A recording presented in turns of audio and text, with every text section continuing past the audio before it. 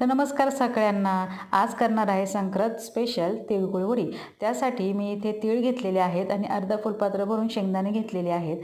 आता आपल्याला हे तीळ चांगले भाजून घ्यायचे आहेत. मंद आचेवर असे छान भाजून घ्यायचे आहेत खरपूस, त्यामुळे टेस्ट छान येते. हे बघा आता छान मस्त असे भाजलेले आहेत. आता शेंगदाणे भाजून घेऊया.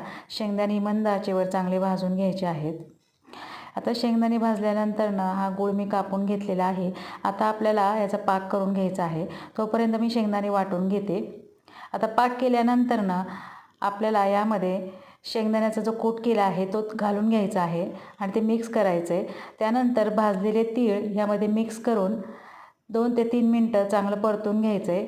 आता बघा एका प्लेटला तेल लावून आपल्याला याला छान असा गोल आकार द्यायचा आहे आणि हे आपली तीळ वडी छान तयार झालेली आहे.